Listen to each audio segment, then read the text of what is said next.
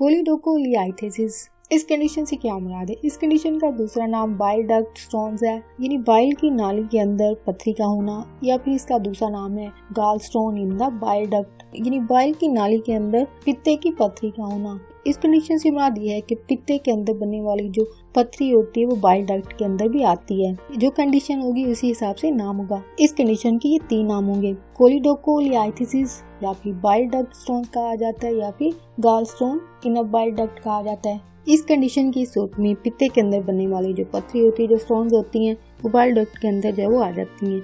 गाल स्टोन्स, इनको पित्ते में बनने वाली पथरी कहा जाता है, ये ज्यादातर पित्ते के अंदर ही बनती हैं। बाइल डक्ट की बात की जाए, बाइल डक्ट यानी बाइल की नाली की बात की जाए तो एक छोटी सी ट्यूब होती है जिसका काम बाइल नाम का जो फ्लूइड होता है जो कि पानी की शक्ल में होता है, ये ट्यूब इस बाइल को इंसान के पित्ते से इंसान की अंतड़ियों में ले जाती है। यानी इस ट्यूब का काम जो है वो पित्ते से आंत तक बाइल को पहुंचाना है। अगर गालब्लैडर पित्ते की बात की जाए तो ये इंसान के अंदर फल जिसका नाम नाशपाती है, इसकी शक्ल का जिस्म के अंदर एक हिस्सा होता है जिसका नाम पित्ता है। ये नाशपाती शक्ल का पित्ता जो है वो इंसान के जिगर के बिल्कुल नीचे मौजूद होता है। और पेट पे अगर पोजीशन की बात की जाए तो इंसान के पेट के दाईं तरफ ऊपर की तरफ यानी अपर राइट, इंसान के पेट की जो अपर राइट साइड है वहाँ पे ये मौजूद होता है। और ऊपर से अगर बात की जाए तो ये लीवर के बिल्कुल नीचे मौजूद होता है। ये पित्ते की लोकेशन है इंसान के जिस्म के अंदर। पित्ते के अंदर बनने वाली जो स्टोन्स होती है, जो पथरियाँ होती है, अगर इनकी बात की जाए तो ये जब बनती है तो इंसान के पित्ते के अंदर ही मौजूद रहती है। लेकिन समटाइम कुछ लोगों में ये कंडीशन होती है, ये पथरियाँ जो होती है इंसान के बाइल डक्ट के अंदर जो वो बिला रोक टोक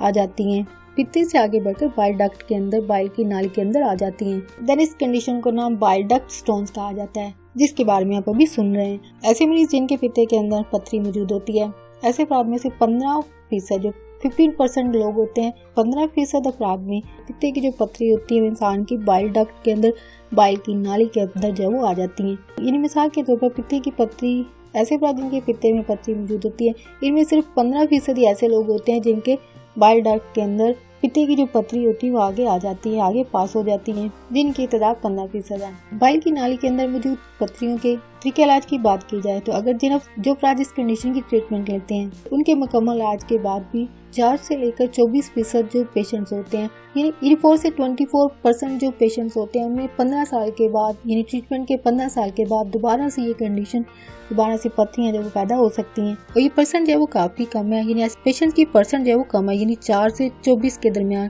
जो परसेंटेज है इन पेशेंट्स में ये दोबारा से बन सकते हैं।